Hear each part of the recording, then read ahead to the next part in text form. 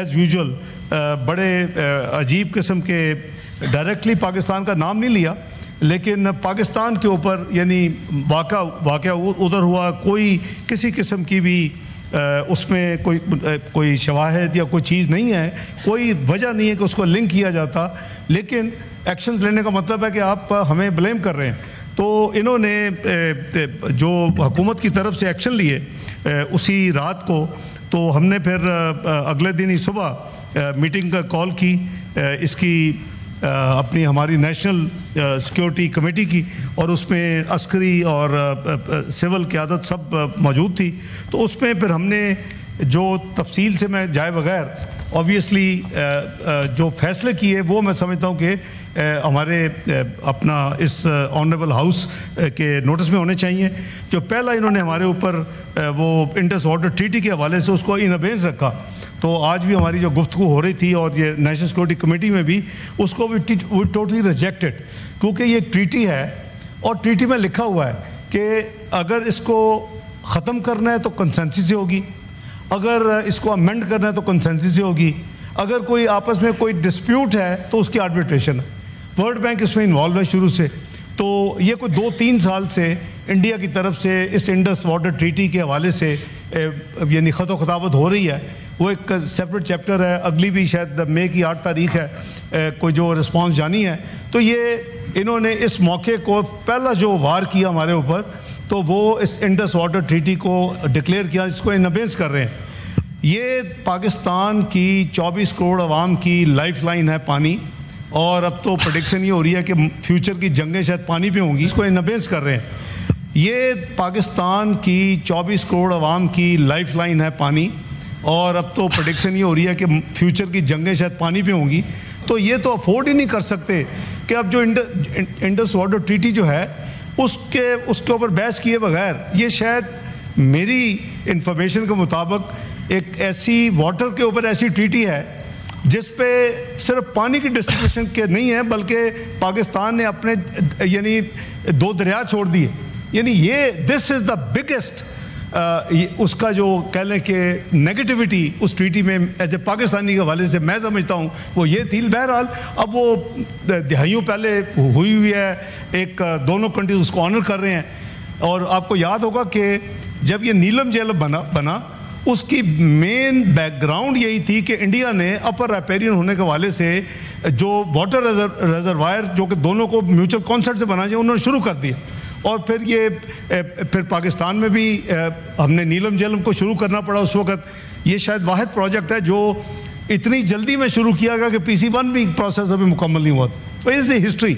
सो मैं अर्ज़ करूँ कि इस पे यूनानिमिटी के साथ नेशनल सिक्योरिटी कमेटी ने कहा कि इसको किसी कीमत पे भी ये एक्सेप्टेबल नहीं है, ये लाइफ लाइन है, और ये virtually it tantamount to declaring war.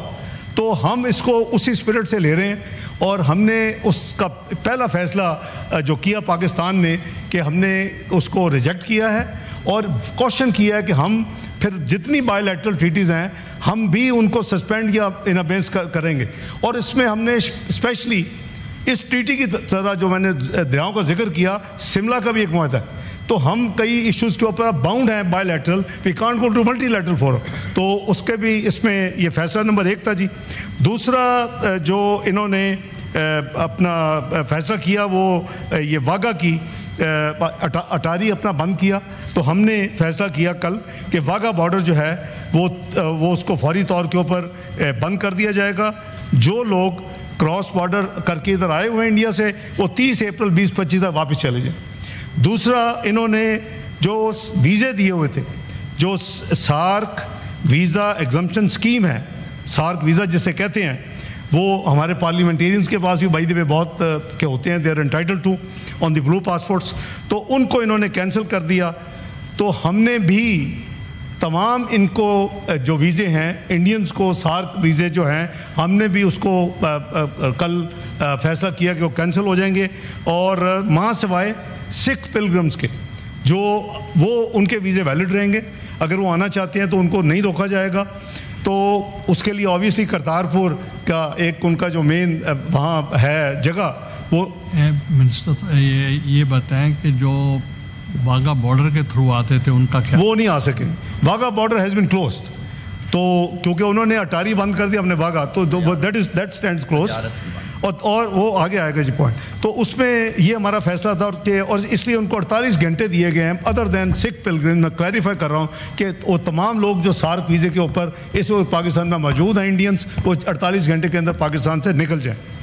तीसरा, इन्होंने हमारे जो डिफेंस, नेवल और एयर अटैचीज़ होते हैं, एडवाइज़र्स होते हैं, जो हमारी एक कोर टीम होती है आर्म फोर्सेस की नुमाइंदगी करते हुए, उनको इन्होंने पर्सोना नॉन ग्रेटा डिक्लेयर किया और उनको इन्होंने कहा जी कि ये 1 मई तक निकल जाएं। हमने भी इनके इंडियन डिफेंस, नेवल और एयर एडवाइज़र्स जो इस्लामाबाद में हैं उनको पर्सोना नॉन ग्रेटा डिक्लेयर किया है। और 30 अप्रैल, हमने एक दिन पहले 30 अप्रैल तक उनके लिए यह है कि वो यहाँ से निकल जाएं। और इंडिया के जो हाई कमीशन के हवाले से जो माजी के जो हमारे यानी बायलैटरल जो अरेंजमेंट्स हैं उन्होंने अनल किया, हमने भी अनल कर दिया, तो ये टिट फॉर टैट वाली बात है। चौथा, इन्होंने हमारा हाई कमीशन जो न्यू दिल्ली में है उसकी स्ट्रेंथ जो है उसको 55 से रिड्यूस करके 30 पे ले आए हैं। तो रेसिप्रोकली हमने भी जो कल फैसला कौमी सलामती कमेटी ने किया कि वो भी इनकी भी स्ट्रेंथ जो है वो 30 से ज़्यादा नहीं होगी इस्लामाबाद में जो इनका हाई कमिश्नर इंडिया का, और ये भी इफ़ेक्टिव होगा 30 अप्रैल 2025 से। चौथा, जो ये वो चीज़ें हैं जो वर्चुअली रेसिप्रोकल हैं, लेकिन दो चीज़ें हमने इन एडिशन की हैं कल। एक ये है कि जितनी trade with India including to and from any third country through Pakistan has been suspended forth with immediate effect. और lastly, पाकिस्तान की एयर स्पेस जो है जिसके ज़रिए तमाम जो कमर्शियल फ़्लाइट्स इंडिया की owned and Indian operated airlines की वो क्रॉस करती थी, और ऑब्वियसली करीबन 2 घंटे बचते हैं जब आपने ट्रैवल करना होता है एयर ट्रैवल, तो उसको हमने पाकिस्तान की एयर स्पेस इन तमाम Indian owned and Indian operated airlines के लिए बंद कर दी है कल से। तो ये स्पेस जो है बंद हो गई है। तो मैं अर्ज़ करूं कि हमने डिप्लोमेटिकली पॉलिटिकल फैसले हो गए हैं। हमारा जो पार्लियामेंट्री या पॉलिटिकल है वो हम सब एक पेज पे हैं।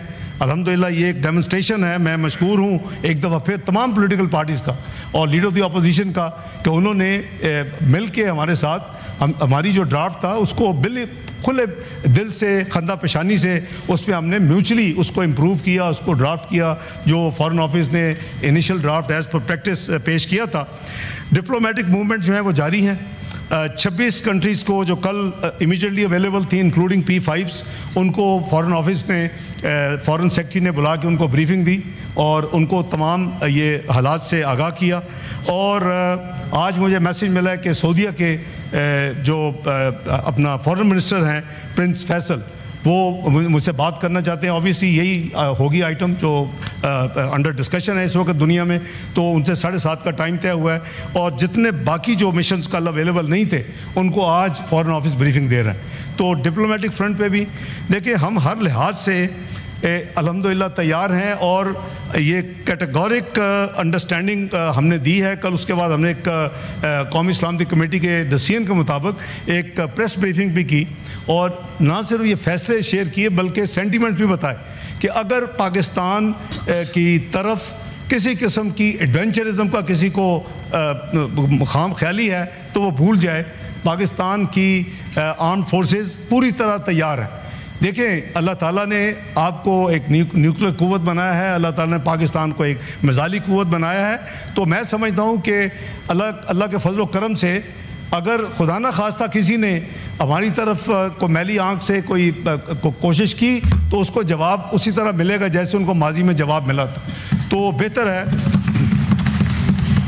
है कि ये वो गलती ना करें, क्योंकि इस गलती से इस रीजन का जो पीस है और इस रीजन की जो स्टेबिलिटी है, इस रीजन की जो ग्रोथ है, इस रीजन की जो डेवलपमेंट है, इस रीजन की जो पावर्टी एलिवेशन के लिए कुछ जो काम हो सकते हैं वो नहीं हो रहे। Already India is a big cause for all these irritants. एक सार्क का एक बड़ा अच्छा फोरम बना कई दहाइयों पहले और उसको नॉन फंक्शनल सिर्फ एक मुल्क की वजह से हुआ हो। तमाम ममालिक चाहते हैं कि सार को आगे लेके जाया जाए।